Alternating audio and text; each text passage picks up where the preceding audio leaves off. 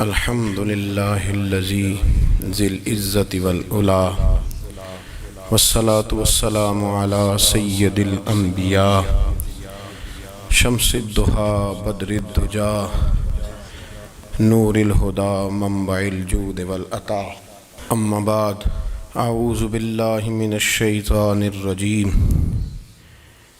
بسم اللہ الرحمن الرحیم قل للمؤمنین یغضوا من ابصارہم صدق اللہ العظیم وصدق رسولہ النبی الکریم ونحن علی ذلک لمن الشاہدین والشاکرین والحمد للہ رب العالمین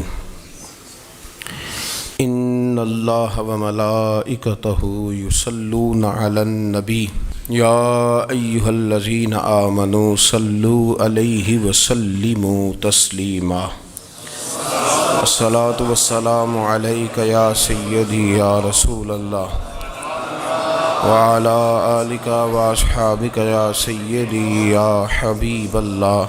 تمام تعریفیں حمد و ثنا اللہ تبارک و تعالی کے لیے، درود و سلام نبی اکرم نور مجسم شفیع معظم آقا کل ختم رسول دانائے سبل احمد مجتبیٰ جناب حضرت محمد مصطفیٰ صلی اللہ تعالی علیہ وسلم کی ذات والا صفات کے لیے حمد و صلوات کے بعد، اسلام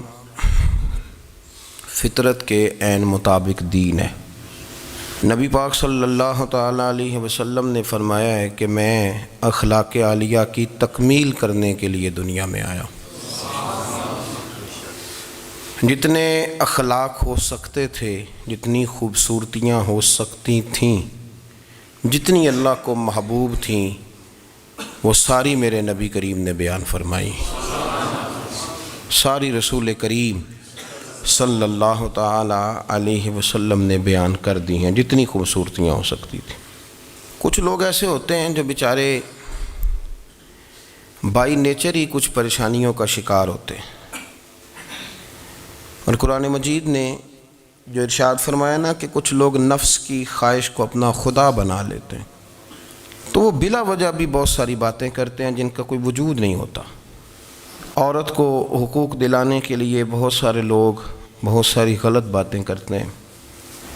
جو لوگ یہاں سے کسی کو لے جاتے تھے نا دبئی، دھوکہ دے کے اور لے جاتے تھے یورپ میں، عرب ممالک میں دھوکہ دے کے لے جاتے تھے، تو وہ بھی کوئی خواب ہی تو دکھاتے تھے کہ اتنے لاکھ تنخواہ ہوگی، اتنا کچھ ہوگا۔ وہاں جا کے پتہ چلتا تھا کہ جیب سے بھی دینے پڑیں گے کچھ۔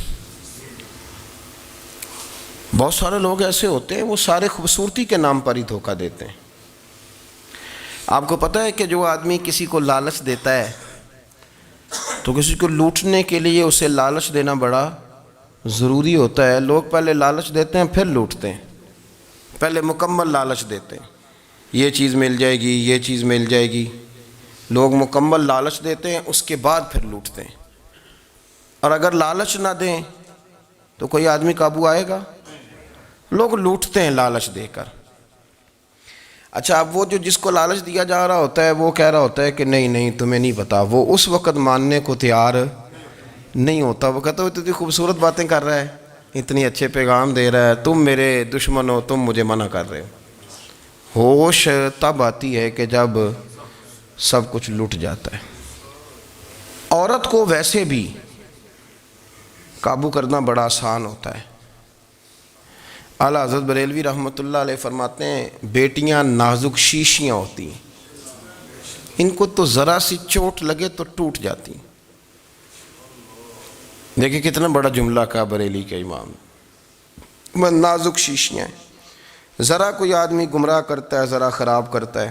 اب دیکھیں نا، یہ جو بچیوں کو بچے مس گائیڈ کرتے ہیں، انہیں بڑے بڑے خواب دکھاتے ہیں، وہ بیچاری ماں باپ کو چھوڑ کے، بہن بھائی کو چھوڑ کے اس کے ساتھ شادی کرتی ہے، پھر جو اس کا بعد میں حشر ہوتا ہے، آپ ادلیاں نو سردار پہن تکے تے شرما والیاں نو جھوٹے ڈولیاں دے۔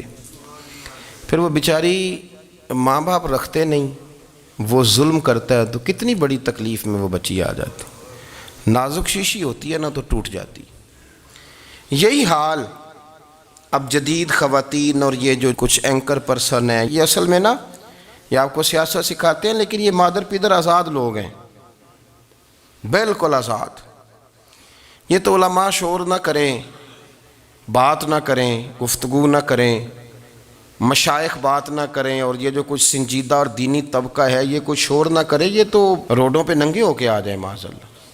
خوفناک نظریہ رکھتے ہیں یہ لوگ. عورت کو کہتے ہیں تیرے حقوق ہم تجھے لے کے دیں گے. مثلاً وہ کون سا حق ہے جو تم نے لے کے دینا ہے؟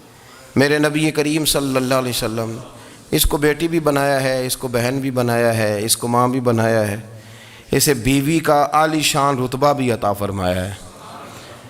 اور چونکہ بیٹی کا بھی حق بڑا بیان کیا جاتا ہے، بہن کا بھی، ماں کا بھی. اور بیوی کے معاملے میں لوگ سمجھتے ہیں کہ زیادہ بات نہیں کرنی چاہیے، شاید مسئلہ خراب ہو جائے. حالانکہ نبی پاک صلی اللہ تعالیٰ علیہ وسلم نے بیوی کے بارے میں پتہ کیا فرمایا؟ فرمایا جب تم نکاح کر لیتے ہو تو اپنا ایمان محفوظ کر لیتے ہو. اب میں اس کی شرح نہیں کرتا، اب خود کر لیجئے گا کہ وہ ایک ایسی شخصیت ہوتی ہے کہ جس کی موجودگی میں آپ کا ایمان محفوظ ہے. اب میں نہیں سمجھتا کہ اس سے بڑی بات کوئی اور ہو سکتی ہے، جس کی موجودگی میں آپ کا ایمان. اور بھئی یہ حدیث پاک عرض کر رہا ہوں، نکاح جب کوئی کر لے تو اس نے اپنا ایمان مکمل کر لیا. اس کا معنی یہ ہوا کہ آپ کا ایمان محفوظ ہے اس کی موجودگی میں. تو اس سے زیادہ بھی، یعنی ایمان سب سے قیمتی چیز ہے نا، تو اس کے محفوظ ہونے کی وجہ حضور نے نکاح بیان کر دی. اب میرا خیال ہے بیوی اگر کوئی اس سے بڑا حقوق مانگے گی تو بیوقوفی کرے گی.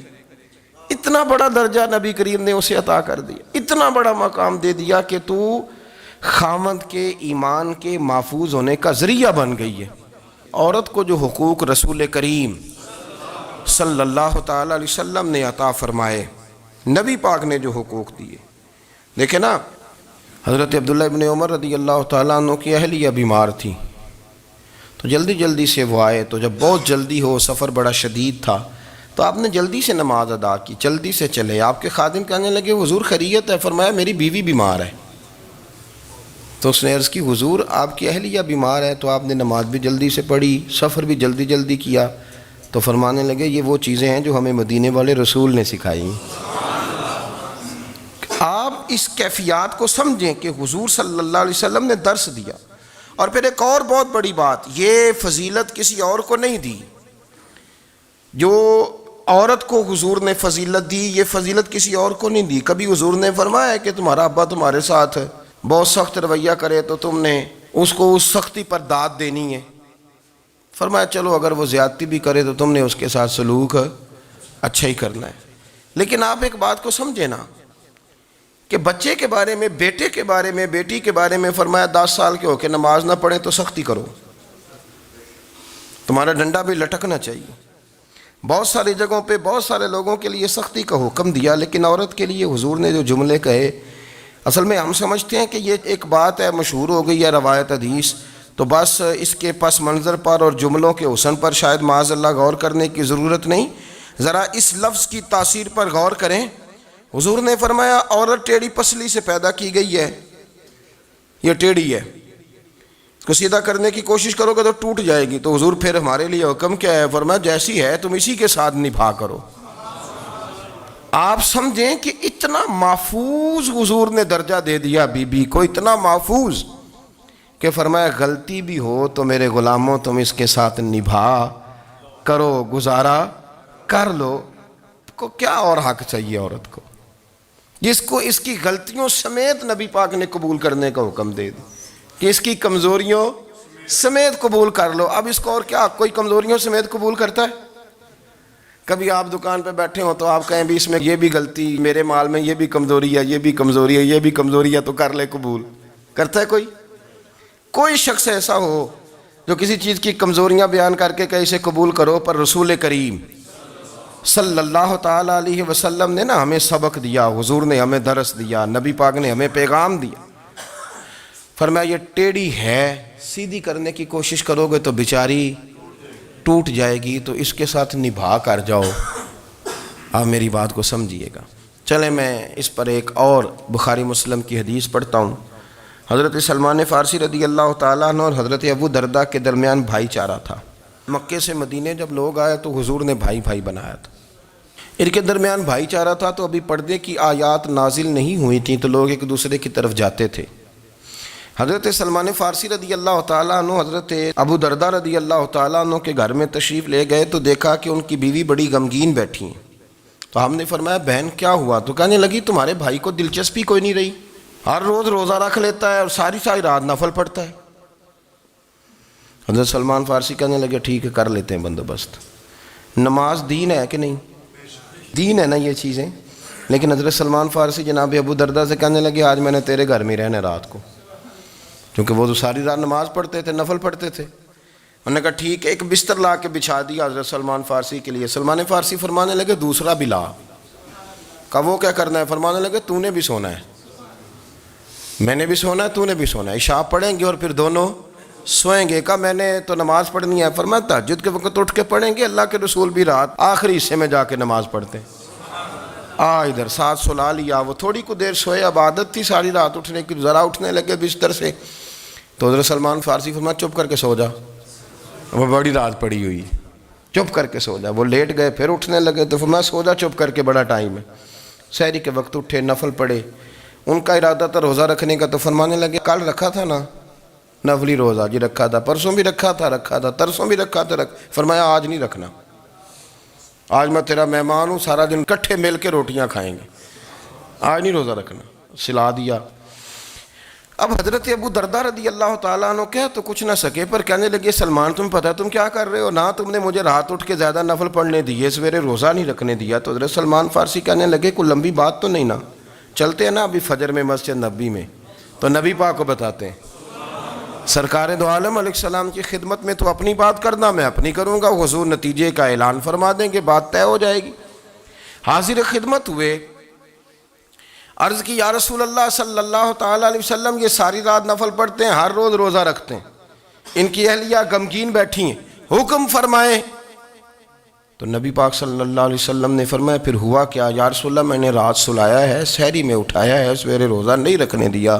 نبی پاک نے فرمایا سلمان فارسی نے ٹھیک کیا، سلمان فارسی نے ٹھیک کیا۔ پھر حضور نے فرمایا، نبی کریم نے فرمایا ابو دردہ تیرے اوپر اگر اللہ کا حق ہے، اس کے رسول کا حق ہے، دین کا حق ہے، تو فرمایا تیری آنکھ کا بھی تیرے اوپر حق ہے، تیرے وجود کا بھی تیرے اوپر حق ہے۔ یہ حضور نے فرمایا تیرے بچوں کا بھی تیرے اوپر حق ہے، تیری بیوی کا بھی تیرے اوپر حق۔ اس حق کو بھی سمجھے، حقوق اللہ بھی ہیں، پر تیری آنکھ کا بھی تیرے اوپر کیا مانا کہ تیری آنکھ سونا چاہتی ہے تو اسے سلا بھی، تیرے وجود کا بھی تیرے اوپر حق ہے، تو تیرا وجود آرام کرنا چاہتا ہے تو اسے آرام بھی کرا۔ اور پھر وہاں نبی پاک صلی اللہ علیہ وسلم نے فرمایا میں تم سب، سننا یہ لفظ حدیث کے، حضور نے اسی موقع پر فرمایا میں تم سب سے زیادہ اپنے رب کو جانتا ہوں اور میں تم سب سے بڑھ کر اپنے رب سے ڈرتا ہوں۔ حضور فرمانے لگے میں روزہ بھی رکھتا ہوں، افطار بھی کرتا ہوں، یعنی کبھی رکھتا ہوں اور کبھی نہیں رکھتا۔ فرمایا میں نفل بھی پڑھتا ہوں اور اپنی بیویوں کو وقت بھی دیتا ہوں۔ سرکار مسجد میں بھی آتے تھے، نواسوں کے ساتھ کھیلا بھی کرتے تھے، ان کے ساتھ پیار بھی کرتے تھے۔ تو اتنے بڑے حقوق حضور نے بیان فرمائے عورتوں کے کہ تمہاری بیوی کا بھی تمہارے اوپر۔ لو ایک حدیث بخاری کی اور یہاں بیان کر دیتا ہوں۔ ایک شخص نے آ کے عرض کی یا رسول اللہ صلی اللہ تعالیٰ علیہ وسلم جہاد کے لیے تیاری ہو گئی ہے، صفیں بن رہی ہیں، مجاہدین کی تیاری ہے، تو میرا بھی نام لکھ دیا گیا ہے مجاہدوں کی لسٹ میں، لیکن یا رسول اللہ صلی اللہ تعالیٰ علیہ وسلم میری بیوی نے حج کی تیاری کر لی ہے اور میرے دوستوں نے، صحابہ نے میرا نام مجاہدین کی لسٹ میں لکھ دیا، تو میرے لیے کیا حکم ہے؟ یہ بخاری مسلم ہے۔ تو نبی پاک صلی اللہ تعالیٰ علیہ وسلم نے فرمایا جہاد پہ کوئی اور چلا جائے گا تو بیوی کے ساتھ حج کرنے جا، اسے محرم کی ضرورت ہے، وہ تیرے بغیر کیسے جائے گی؟ مجاہدین کو تو اور مجاہد مل جائے گا، پر تو اپنی بیوی کے ساتھ جانا۔ نبی پاک صلی اللہ علیہ وسلم نے مرد کو محافظ بنایا ہے، عورت کو مرد کا قیدی نہیں بنایا، بلکہ عورت کو حفاظت عطا کی اور مرد کو اس کا محافظ بنایا۔ اب بچیاں آزاد ہونا چاہتی ہیں، اور آزادی بھی وہ والی کہ جو بنیادی طور پر آزادی نہیں، فحاشی ہے۔ میں نے بہت پہلے کہا ہے کہ اسلام بیٹیوں کو قیمتی سمجھتا ہے، جس بندے کے پاس 20 تولے سونا ہو وہ چوک میں لے کے نہیں آتا، وہ قیمتی چیز ہے، اس نے چھپا کے رکھی ہوتی ہے۔ تو جو نبی پاک صلی اللہ علیہ وسلم کا کلمہ پڑھنے والے بیویاں، اسلام انہیں قیمتی سمجھتا ہے، کہتا ہے کہ تم قیمتی ہو لہذا گھر کے اندر رہو، تم باہر نہ ہو۔ لیکن عورتیں ہیں کہ ان کو بلا وجہ لوگ خراب کر دیتے ہیں اور بلا وجہ وہ اس مغالطے کا شکار ہو جاتی ہیں۔ اب آگے بڑھتے ہیں۔ قرآن مجید نے سورہ نور کی آیت نمبر 30 میں کہا کہ کل للمؤمنین یغضوا من ابصارہم، فرمایا کہ اے محبوب علیہ السلام مومن مردوں سے کہہ دو کہ اپنی نظریں جھکا کے رکھیں، اپنی نظریں۔ اور اگلی آیت میں فرمایا وَقُلْ لِلْمُؤْمِنَاتِ یغضضن من ابصارہن، فرمایا کہ اے محبوب مومن عورتوں سے بھی کہہ دو کہ اپنی نظریں جھکا۔ مرد بھی اپنی نظر جھکا کے رکھے گا عورت کی طرف، لیکن یہ ساری پابندی صرف مرد پر نہیں، عورت بھی غیر محرم کا چہرہ نہیں دیکھے گی، اس پر بھی اسی طرح نظر جھکانے کا حکم ہے جس طرح کہ وہ ہر دکاندار کو بھائی جان کہہ کے گفتگو کرنے کی اس کو بھی اجازت نہیں ہے کہ وہ بھی وہ سمجھے کہ پابندی تو مرد نے کرنی تھی، میں نے تھوڑی کرنی تھی۔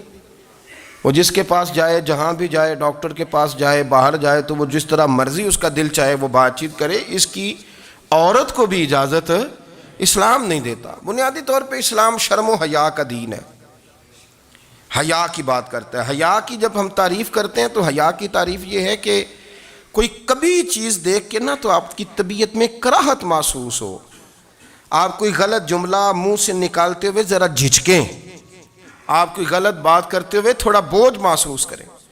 ہمارے ہاں تیزی سے فروغ پایا ہے بے حیائی نے، سنگیوں کی محفلیں، یاروں کی محفلیں، اس میں غلیظ گفتگو ہوتی ہے، الا ماشاء اللہ۔ جن دوستوں کو بڑی پاک صاف گفتگو کرنی چاہیے، دوستی کا رشتہ بڑا مقدس رشتہ ہے، جو یہاں ایک دوسرے سے پیار کریں گے جنت میں بھی اکٹھے داخل کیے جائیں گے۔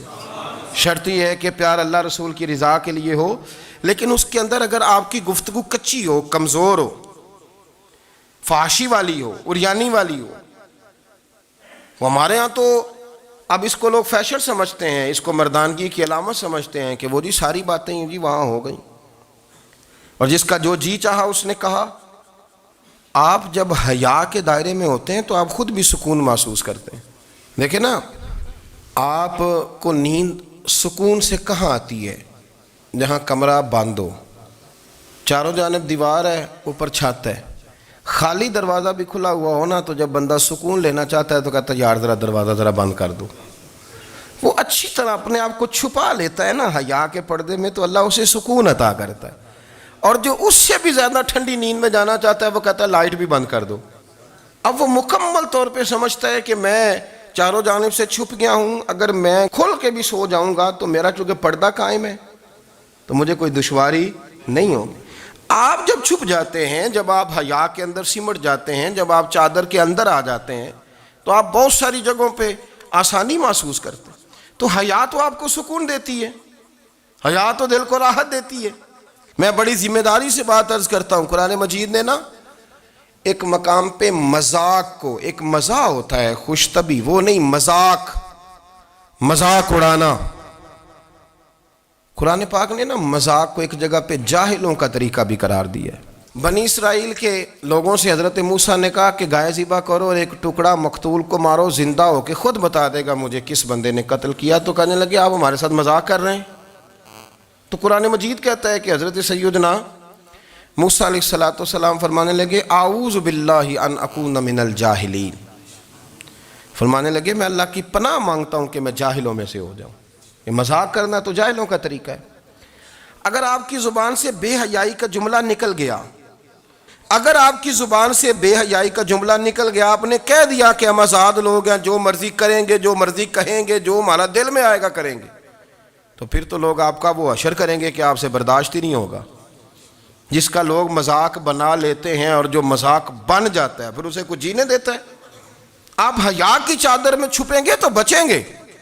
اگر آپ نے اپنا مذاق بنوا لیا یہ کہہ کے کہ میں نے مرضی کرنی ہے، پھر یاد رکھنا چھپنے کو جگہ نہیں ملے گی، پھر تکلیف میں آ جائیں گے، پھر بہت بڑی اذیت کا شکار ہو جائیں۔ شرم و حیا، عرب کے اندر جو کنواری لڑکیاں تھیں ان میں بڑی حیا ہوتی تھی، الحمدللہ میں بڑے فخر سے کہتا ہوں کہ میرے پنجاب کی، میرے پاکستان کی بیٹیاں بھی 20 دفعہ ان کا ابا کہے تیری شادی کرنی ہے تو وہ آنکھ نہیں اٹھا پاتی آج بھی۔ یہ تو وہ چند لوگ ہیں جو کہتے ہیں ہم ہائی کلاس ہو گئے، ہمیں نہیں پتا کہ وہ روشن خیال ہو گئے ہیں کہ روغن خیال ہو گئے، پتہ نہیں کدھر چلے گئے۔ ورنہ ہماری بیٹیاں آج بھی جب ان سے ان کا باپ، ان کی ماں بات کرتی ہے تیری شادی کی، تو وہ تو شرم کے ساتھ پچھلے سے پچھلے کمرے میں چھپتی ہیں۔ یہ اللہ نے فضل کیا ہوا ہے اس ملت پر۔ تو عرب کی لڑکی بڑی حیا والی ہوتی تھی، اس سے کوئی بات کرنی پڑتی تھی تو 20 دفعہ بات کی جاتی، پھر بھی وہ عورت چھپتی پھرتی تھی۔ حضرت عائشہ صدیقہ رضی اللہ تعالیٰ عنہ فرمانے لگیں میرے نبی پاک صلی اللہ علیہ وسلم عرب کی کواری لڑکیوں سے بھی زیادہ حیا کرنے والے۔ قاضی اعجاز مالکی نے، شیخ عبدالحق محدث دہلوی نے، دیگر بزرگ جو سیرت نگار گزرے انہوں نے لکھا ہے کہ نبی پاک صلی اللہ علیہ وسلم کے اندر 100 مردوں سے زیادہ طاقت تھی، 100 مردوں سے زیادہ طاقت۔ اب جو بات کہنے لگا ہوں، جو نتیجہ دینے لگا ہوں، اس پر خاص توجہ آپ فرمائیں گے۔ ذرا فکری طور پر، نظریاتی طور پر ایک چیز کو سمجھیے۔ ہم سمجھتے ہیں کہ جوان لڑکا ہے جی جو مرضی کرے، عمر ہے جی۔ آپ ذرا بات پر غور کیجئے گا کہ حضور صلی اللہ علیہ وسلم میں طاقت 100 مردوں سے زیادہ ہے اور حیا کواری لڑکیوں سے بھی زیادہ ہے۔ ذرا اس بات کا تقابلی جائزہ کیجئے گا کہ طاقت 100 مرد سے زیادہ ہے لیکن حیا کواری لڑکی سے بھی زیادہ ہے۔ اس کا معنی یہ ہوا کہ جس ٹہنی کو پھل زیادہ لگ جاتے ہیں وہ جھکا کرتی۔ تو حیا تو حسن ہے، حیا تو آپ کو پاک صاف کرے گا، حیا تو آپ کو نرالا کرے گا، انوکھا کرے گا۔ وہ ہمارے ایک دانشور ہے، تو مضمون لکھا، کئی باتیں بڑی پسند آتی ہیں۔ وہ کہتے ہیں کہ میری اہلیہ، ان کو بھی کسی نے مس گائیڈ کر دیا تھا، حالانکہ اچھی خاتون ہے، کسی نے مس گائیڈ کر دیا۔ تو وہ بھی سماجی اور ویلفیئر، اور یہ خواتین کو شوق ہوتا نا بننے کا، تو وہ بھی سماج کے اندر اچھا مقام تلاش کرنے کے موڈ میں آ گئی۔ تو کہیں ایک دن جانا تھا تو بڑی بن سنور کے میرے ساتھ وہ گاڑی میں بیٹھ گئی۔ تو میں گاڑی میں، عورتوں کو یہ بھی مسئلہ ہوتا ہے نا کہ ہماری تعریف کرو، تو کئی دفعہ بعض مردوں بیچاروں کو جھوٹ بولنا پڑتا ہے، تو زبردستی کراتی ہیں نا جی۔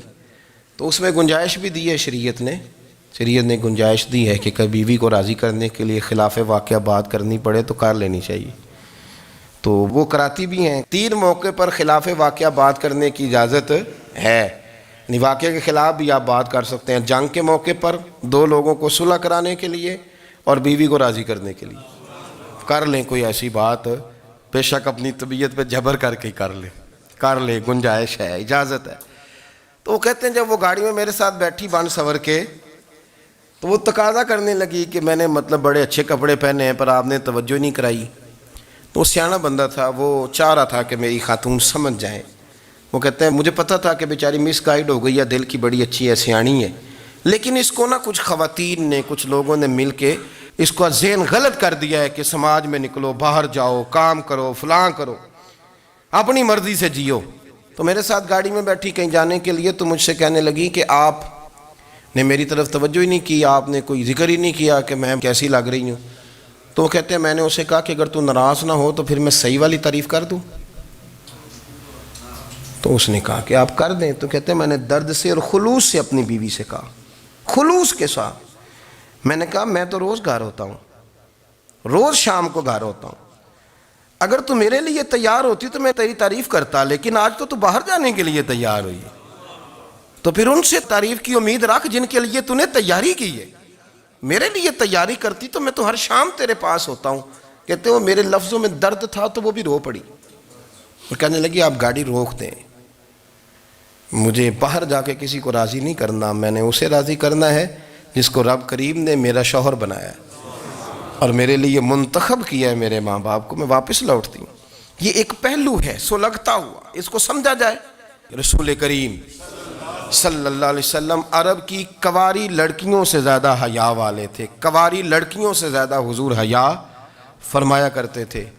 جب خانہ کعبہ کی مکہ شریف میں تعمیر ہو رہی تھی نا، اہل عرب اس کو تعمیر کر رہے تھے، تو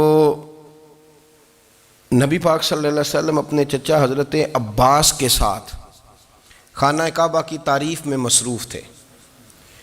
تو عرب کے لوگ چونکہ لمبا کرتا پہنتے تھے پیروں تک، تو نیچے اگر کسی وقت کوئی چیز نہیں بھی ہوتی تھی تو کسی کو وہ نظر نہیں آتی تھی، چونکہ پردہ رہتا تھا، ایک لمبا کرتا پہنا ہوا ہوتا تھا۔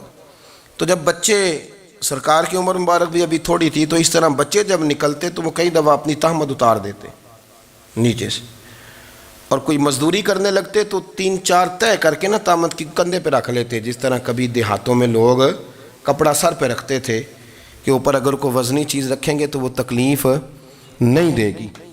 نبی پاک صلی اللہ علیہ وسلم بھی سب لوگوں کے ساتھ خانہ کعبہ کی تعمیر میں شامل تھے۔ تو حضرت عباس رضی اللہ تعالیٰ عنہ نے کہا حضور سے، ابھی اعلان نبوت بھی نہیں فرمایا تھا، بھتیجے آپ بھی تہمت اتاریے، یہ صحیح مسلم میں حدیث موجود ہے، اور اس کو کندھے پہ رکھ لیجیے، آپ اینٹیں اٹھا اٹھا کے لا رہے ہیں تو ذرا آپ کو تکلیف نہیں ہوگی۔ تو سرکار دو عالم صلی اللہ علیہ وسلم سے یہ بات کہی، اور پھر جلدی سے حضور کی تہمت کو نکال کے نا، حالانکہ لمبا کرتا پہنا ہوا ہے، تو وہ جیسے ہی ان کے کندھے پہ رکھا اینٹیں رکھنے کے لیے، تو سرکار تو زمین پہ گر گئے، بے ہوش ہو گئے، آنکھیں آسمان کی طرف، اور پھر حضور پکار رہے ہیں آزاری آزاری آزاری، میرا تہمت دے دو، میرا تہمت دے دو۔ کبھی کوئی شخص اس وجہ سے بھی بے ہوش ہوا ہے کہ میرے وجود سے کپڑا اتر گیا ہے؟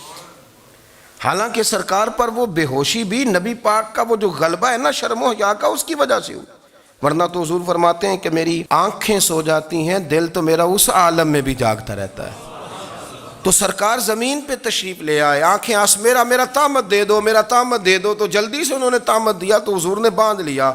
پھر طبیعت مبارک میں تسلی ہوئی، یعنی ہم اس رسول کے غلام ہیں کہ جن کے تو وجود سے کپڑا اتر جائے تو حضور برداشت نہیں کرتے، قبول نہیں فرماتے، تکلیف شروع ہو جاتی۔ لیکن یہاں نوجوان ہیں اور بڑا قد کاٹ ہے اور بڑے بڑے سمجھدار لوگ ہیں، گرمی آتی ہیں تو شارٹ کپڑے پہن کے گھومتے ہیں، ان کو خیال نہیں کہ یہ وہ والا لباس ہے جو باہر تو کیا گھر میں اماں کے سامنے نہیں پہننا چاہیے، بہنوں اور بیٹیوں کے سامنے نہیں پہننا چاہیے۔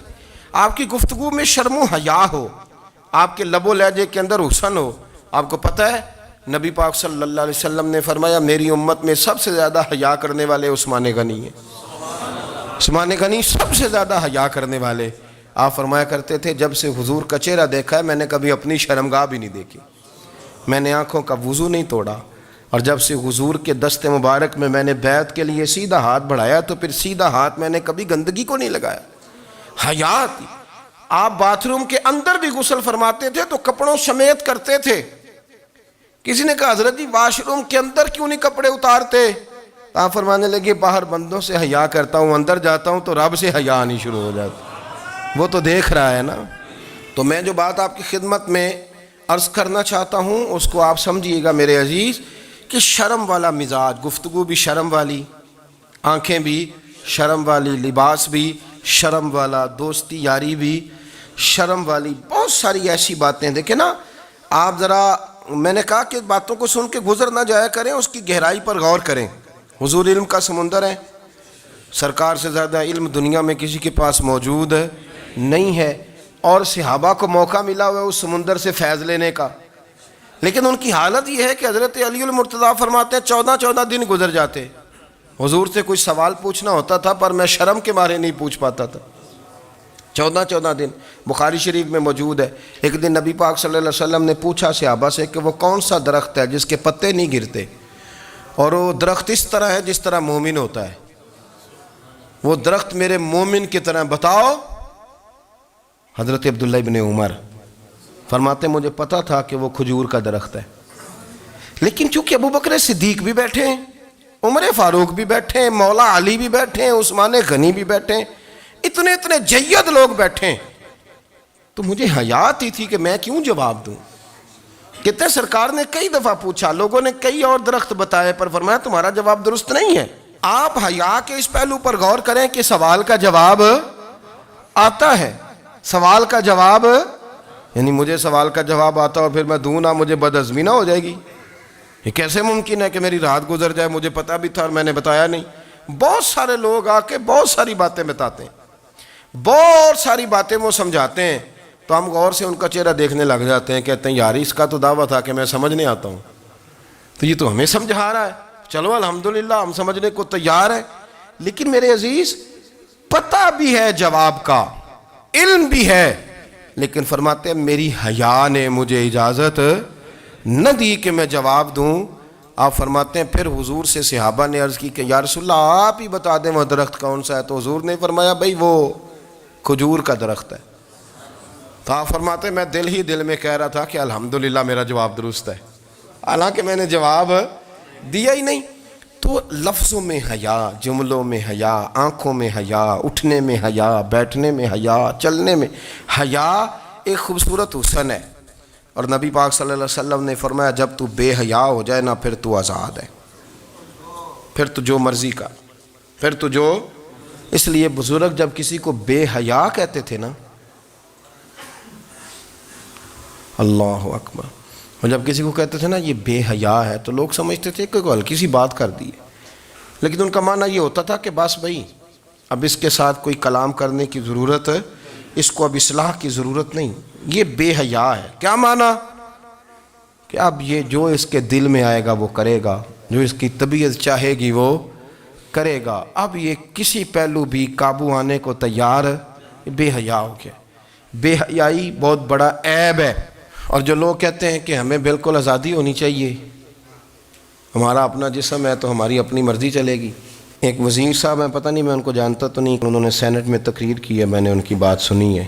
اس نے کہا نہیں بھائی، جسم رب کا ہے تو مرضی بھی تو رب کریم کی چلے گی، اور مرضی بھی اللہ کی۔ یہ مجھے تھوڑا سا مسئلہ ہے جسم پر، کبھی کبھی مجھے کثرت سفر سے الرجی ہو جاتی ہے۔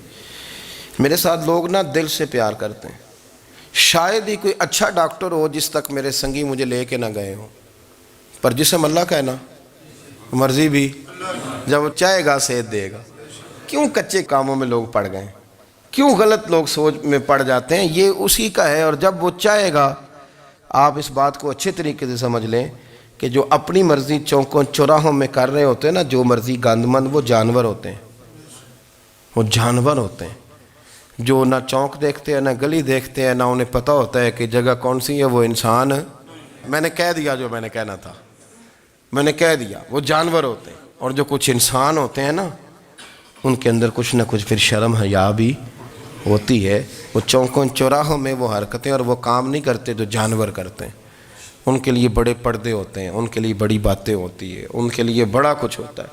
جو بالکل آزاد ہو جائے، کوئی پتہ نہ ہو کس وقت کیا کہنا ہے کیا کرنا ہے، تو پھر وہ دائرہ انسانیت سے خارج ہو جاتا ہے۔ ہم آپ کو کیا دعوت دیں؟ آپ تو وہ باتیں کر رہے ہیں جو اسلام کا انسانیت کے حق میں بھی ٹھیک نہیں، آپ تو وہ والی باتیں کر رہے ہیں جن کا انسانیت بھی تقاضا نہیں کرتی کہ یہ باتیں ہونی چاہیے۔ لیکن ایک بات، میں تو جذباتی نہیں ہوتا، میں بڑے غور سے چیزوں کو دیکھتا ہوں، سنتا ہوں، اور نہ میں ان موسمی مینڈکوں کی۔ وہ مجھے عاتق صاحب کہنے لگے جی بڑے بڑے مولوی ایک بندے کے ساتھ بیٹھے ہوئے ہوتے تھے اور وہ روزے میں بڑے بڑے درس دیتا تھا، تو وہ بھی فلانی حرکتیں کر رہا ہے۔ تو میں نے کہا ہم نے تو پرانا کہا تھا کہ موسمی مینڈک ہے، تو پرانے کہہ رہے ہیں کہ اداکار ہے، تو وہ جہاں کاسٹ کریں گے وہاں وہ اداکاری کرے گا۔ آپ کسی مذہبی جگہ کر لیں تو وہاں کر لے گا، کہیں اور جگہ کریں گے تو ہم تو پرانا کہہ رہے ہیں۔ تو کسی کو کبھی سمجھ آتی ہے تو کسی کو کبھی اور جگہ جا کے سمجھ آتی ہے۔ ہم ان لوگوں سے پریشان نہیں ہوتے، کیوں؟ سن لیں، کوئی مایوسی نہیں، ان کے اندر جتنا زور ہے وہ لگائیں۔ یہ ملک بنا ہے رسول اللہ کے نام پہ، یہ اللہ نے تحفہ دیا ہے امت مسلمہ کو، یہ نبی پاک کے نام پہ بنا ہے، تو یہاں جھنڈا بھی وہی والا بلند ہونا ہے جو مدینے والے رسول کا جھنڈا ہے، اور یہاں وہی کام چلے گا جو نبی پاک نے بیان فرمایا۔ تو اس طرح کئی لوگ آتے ہیں، وہ شور شار کرتے ہیں، چلے جاتے ہیں۔ اتنے نہ پریشان ہوا کریں، بہت سارے لوگ تو بیچارے اس قابل بھی نہیں ہے کہ ان کا نام لیا جائے، مطلب اتنا ہم ان کو اہمیت دے دیں، ان کا ذکر کریں، ان کا نام لیں، ان کی بات کریں، وہ بیچارے اس قابل ہی نہیں ہے، مطلب سٹیٹس ہی نہیں ہے ہمارا۔ اتنے فارغ ہیں ہم کہ اب جو بندہ آئے گا کہانی چھیڑے گا تو ہم چھیڑ جائیں گے۔ اور بھائی اللہ کا فضل ہے الحمدللہ تعالی، لوگوں نے بڑا شور کیا، اور بڑے زمانے سے دنیا شور کر رہی ہے، پر اللہ کے گھر مسجدیں بھری ہوئی ہیں، مسجدیں بھری ہوئی ہیں۔ ہماری بیٹیاں پردے کرتی ہیں، پردے کو پسند کرتی ہیں، وہ حجاب میں رہتی ہیں، وہ سمجھتی ہیں کہ ہمارا اصل حسن کیا ہے۔ تو یہ پراپوگنڈا پرانا چلا آ رہا ہے، اس کا اللہ کے فضل سے امت مسلمہ پہ نہ کبھی اثر ہوا ہے اور نہ کبھی ہوگا انشاءاللہ۔ اللہ تعالی ہمیں حق پر استقامت عطا فرمائے۔